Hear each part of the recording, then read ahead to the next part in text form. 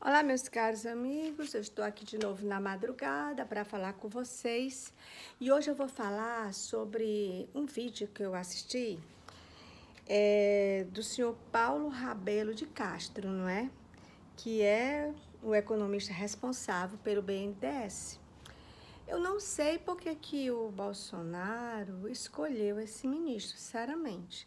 Desculpa, Bolsonaro, eu fazer essa pergunta, eu não sou economista, mas pelo que esse senhor falou, eu fiquei bem desconfiada de que as respostas que a gente quer tanto sobre o BNDES, o envolvimento do PT, Dilma Rousseff, Lula, Odebrecht, JBS, ficou tudo muito confuso com essa entrevista dele. E outra coisa, ele trouxe um livro dele verde, da capa verde, que ele disse que nessas 200 páginas ele tinha feito uma análise e estava tudo escrito lá. Tudo que a gente precisa saber. Ele deu essa entrevista, ele tinha 45 dias de posse do cargo dele, né? O Vila ainda trabalhava na Jovem Pan. O Vila agora vai voltar no próximo ano, né? Mas ele se retirou da Jovem Pan e agora vai voltar de novo. E nessa época, aqui que foi no dia 1 de 6 de 2019, ele deu essa entrevista na Jovem Pan. Mas ele falava tanto, ele demonstrou que ele não tinha controle, porque parece-me que ele queria falar tanto e não deixava nem os entrevistados perguntarem nada a ele. E eu fiquei com a pulga atrás da orelha sobre como uma pessoa escolhe uma pessoa que quer justificar, quer defender o seu órgão, o BNDES, agora, sem olhar atrás o que aconteceu. Porque é muito importante que tudo seja escancarado para a gente. Porque quando se faz pergunta sobre JBS, sobre a África Negra, sobre os países bolivarianos, sobre os portos que foram construídos pela Odebrecht, não adianta justificar que a Odebrecht foi contratada por X e que pagou o BNDES por X. Porque, na verdade, há uma desvalorização do dinheiro quando você vai devolver o BNDES por conta das propinas que aí estão provando. Então, você não pode defender uma coisa que já está provada que houve propina. Bem, vamos só dar aqui uma olhadinha, que foi tanta coisa, viu?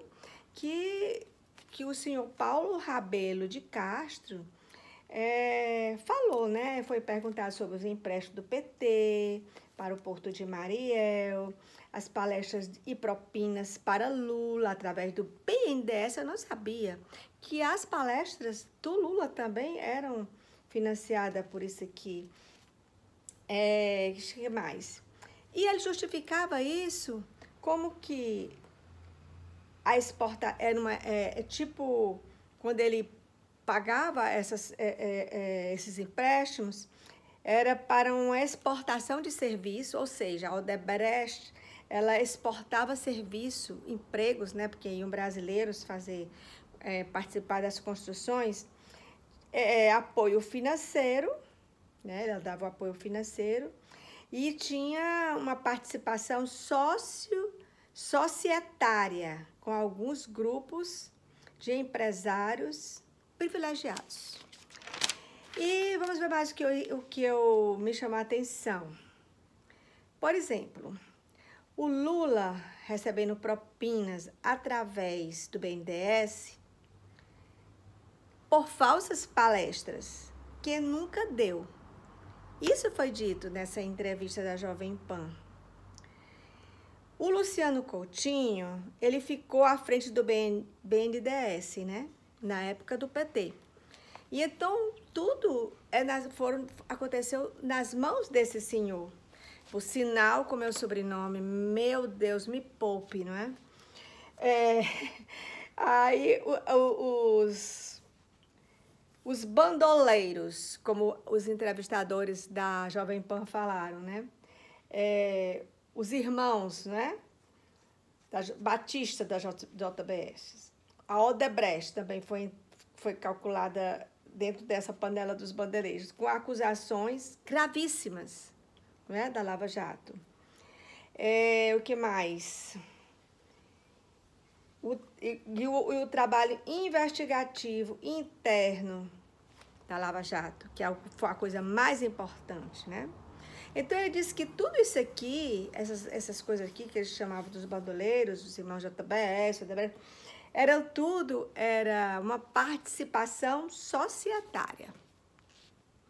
Bem, eu acho que nada o surpreendeu para o presidente atual do BNDES. Tudo que foi sendo dito pelos repórteres, nada o surpreendeu. Porque, na verdade, ele já conhecia tudo isso, não é? E ele disse que, quando ele entrou lá no BNDES, ele disse que encontrou mais ou menos organizado, porque Maria Silvia Bastos Marques, que era ex-presidente, né? Ela recebeu elogios em tudo, porque ela já estava equilibrando o BNDES quando ele entrou. Então, ele manteve todos os diretores que lá estavam. E ele se surpreendeu com o quadro do BNDES, que eram de pessoas íntegras, pessoas que faziam o seu serviço perfeito, jovens que estavam ali para trabalhar. Eu acredito que esses jovens que estavam ali para trabalhar, eles trabalharam. Eles não têm nada a ver com essas propinas, essas coisas por baixo do pano. Isso é lógico. Eles não vão ter culpa do que aconteceu. Lógico que tem que deixar lá. Agora, os diretores, eu fiquei assim meio em dúvida, viu? Então, o entrevistado quase não dava tempo para fazer as perguntas. Quando a pessoa ia fazendo a pergunta, ele tinha uma voz que dominava, né? E ele escreveu no seu livro, na página 192, sobre as 5 maiores empresas que detinham, né, os empréstimos. E essas empresas eram municipais, eram empresas que tinham em diversos locais. E que desde 1978 que elas utilizavam o BNDES. E essas empresas eram privadas, de economia mista, do Estado e do município, como eu estava falando. Como, por exemplo, Banco do Brasil, Caixa Econômica, Volkswagen, Ford, Vale, Petrobras, Anglo América, né? E Energia Sustentável. Todas essas empresas continuaram durante todo esse período, desde o ano de 1978 até a entrada desse povo todo que veio depois de 1978. Ele, inclusive, falou como se, na época dos militares, também, né, o BNDES emprestava. Mas é lógico, ele não é um banco para empréstimos, não é? Agora, uma coisa é emprestar, outra coisa são propinas, não é? Então, deixa eu ver mais o que foi que eu vi dessa entrevista. Que ele mostrou esse ano ao senador Eunício de Oliveira, alguma coisa. Eunício de Oliveira? Vocês sabem quem é Eunício de Oliveira? Ele foi citado na Lava Jato como um índio, não é? Então, o que mais que a gente pode falar? Que 2001, 2016 foram, parece, 700 milhões de prejuízos aconteceram. Ele falou também sobre ações e falou também que nessas ações, a repórter fez algumas perguntas sobre ações e ele negou prejuízo, né, falando em preços de ações, falando, deixa eu ver como foi que ele falou, falando que isso era embutido, não é? Essas perdas. Tá sendo meio confuso, né? Mas é porque foram muitas coisas. Eu assistindo o vídeo, né? Pelo YouTube e escrevendo aqui rapidamente. Mas todos vocês podem acessar para ver o que eu tô falando, para ver realmente o que eu tô falando. Por exemplo, ele disse assim, que por exemplo, antes ele vendia uma ação, né? Ele vendia uma ação por R$10, né? E comprava de volta essa ação por R$7 e pouco. E essa ação, nessa época que ele ia comprar de volta, valia 6.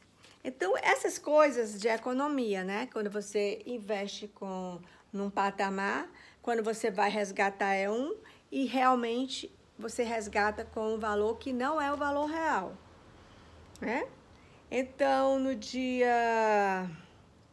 o TCU disse que o BNDES investiu 1 bilhão na JBS e que, na época, foi uma coisa subestimada, viu? O que, na verdade, esse 1 bilhão ficou como se 124 milhões não fosse incluído. Vocês precisam assistir esse vídeo, gente. É da Jovem Pan e falando com esse senhor. Botem lá no YouTube que vocês vão ver. O que importa é que eu achei que nós estamos com uma pessoa que precisa falar mais para os brasileiros.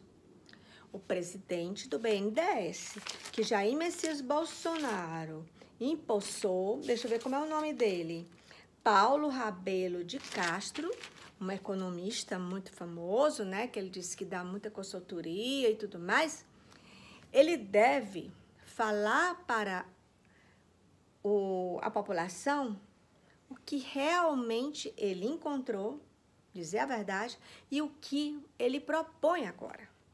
Porque é importante para que a gente saiba o que é que está acontecendo com o dinheiro do contribuinte. Porque isso, gente, tudo que circula público nesse Brasil é nosso, é do nosso suor, é dos tempos que a gente fica sem dormir, é do trabalhando, né?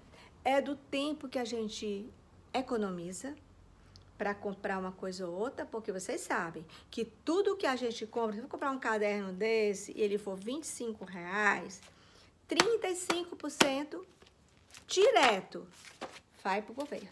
Tudo. Então, gente, a gente tem o direito de saber o que é que o presidente do BNDES tem para nos ofertar. Por exemplo, se eu quiser colocar uma microempresa, eu me dirigindo ao BNDES, eu vou conseguir? O Vila até fez uma crítica dizendo que os pequenos empresários precisam até do teste do pezinho para conseguir um empréstimo do BNDES.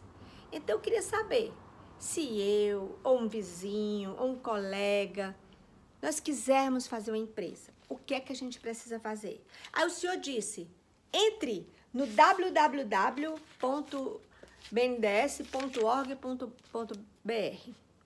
Mas será se eu vou conseguir? E o que é que eu preciso fazer? Eu tenho que ter um projeto, não é? E quem vai analisar meu projeto? Será que ele vai saber que aquilo dali é importantíssimo para a minha sobrevivência? Que tudo que eu coloquei naquele projeto eu tenho possibilidade de executar? Será que ele vai acreditar em mim? Ou será que esse dinheiro só vai ser utilizado para grandes firmas, com grande monta? Porque precisa saber que os nossos impostos, o que a gente paga de pouquinho em pouquinho todo dia, é que faz esse Brasil crescer. Porque as grandes empresas, se houver propina, como já foi provado, essa propina vai para uma mão só. E o investidor, o pequeno investidor, não vai só para uma mão. Vai para uma família e vai para os amigos e vai estimular que outras pessoas façam o mesmo. Bem, essa é a minha opinião de hoje, que eu fiquei bastante, repito, preocupada, porque eu não gostei da opinião do presidente do BNDES. Um grande abraço, eu sou Enilde Coutinho. A minha profissão é médica e vocês sabem. Eu trabalho 40 horas semanais no serviço público. E quando eu vejo que o pessoal do Supremo Tribunal, o pessoal da política, da corte, né, de Brasília, tem 2 meses de férias, 1 mês e tanto de férias, de recesso, e que trabalham só 3 dias na semana, não tem ponto para bater, digital, como nós temos no serviço público de médico, e como a gente não recebe aumento no estado do Ceará há 5 anos. Médico do estado. Médico da prefeitura já é outro plano. Por que isso? Se todos nós somos médicos, se todos nós estamos ali para trabalhar, se nós vamos resolver no final de semana um paciente que não foi atendido, um paciente que precisa de um exame e que a gente não consegue entender como falta medicação analgésica simples, tipo uma dipirona, para fazer num paciente que tem dor. Aí falta dipirona, você usa morfina, que é muito mais caro e perigoso e causa hábito, porque não tem o remédio para dor. E quando falta a morfina, você usa fentanil em bomba, porque não tem o remédio para dor. Aí depois chega o remédio. Isso é coisa para um Brasil desse, que Bolsonaro quer mudar. Eu sou bolsonariana, confio no meu presidente e tenho muito medo que aconteça alguma coisa com ele. Muito medo mesmo. Inclusive, Bolsonaro, essa sua queda no banheiro, eu não estou muito satisfeita com essa história. Não estou muito satisfeita. Um banheiro de um palácio presidencial, ele é feito com toda uma estrutura de cuidados. Você vê que os antigos presidentes eram anciões, digamos assim. E Jair Messias Bolsonaro é bem forte, um paraquedista. Tem a estrutura de um bom paraquedista ainda. Cair no banheiro, isso é uma coisa muito grave. E tenha cuidado, porque a sua vida vale muito para nós brasileiros, mas você não tem dimensão, Bolsonaro, você não tem dimensão de como a sua vida é importante para nós. É importante demais, tenha cuidado. Tenha cuidado. Olha, o Kennedy, cara daquele, nos Estados Unidos acontece um negócio daquele, um carro andando, um sniper daquele desgraçado atingiu. Então, eu quero dizer que sou a maior fã do Carlos Bolsonaro. Sou. Dos seus filhos, todos eu gosto. Todos. Inclusive do mais novo. E a Laurinha também é sensacional. Só o olhar daquela menina já disse para que ela veio. Mas Carlos Bolsonaro, ele é demais. Inteligentíssimo. Com a criatividade a toda a prova. E através dos seus vídeos, Ele sabe? Colocar as coisas nos verdadeiros lugares. Então, se cuida também, viu, Carlos? Porque você é uma pessoa muito preciosa para o Brasil. Você não tem dimensão como você, Carlos Bolsonaro, é precioso para todos nós. Principalmente para nós que somos do YouTuber, do Instagram, do Facebook, de reuniões em casa, reuniões nas praças. Nós estamos em todos os lugares em defesa do Jair. Jair Bolsonaro está aqui, Jair Bolsonaro está aqui. Eu vou até espalhar esse personagem do Quebra-Nozes, porque eu amo Quebra-Nozes, entendeu? Então, estamos também na época de Natal, por isso que eu estou de vermelho. Porque até isso o PT quis tomar da gente, né? A cor vermelha. Como o arco-íris, que é um símbolo que agora denota uma ideologia. E que o arco-íris é um símbolo de Deus, que mostra a união, o compromisso, nosso compromisso de seres humanos com o alto. Um grande abraço, um feliz ano novo, 2020 está aí, e Bolsonaro vai cada vez mais tendo o apoio do povo do Brasil. Beijo para todos vocês. Enilde aqui de Fortaleza.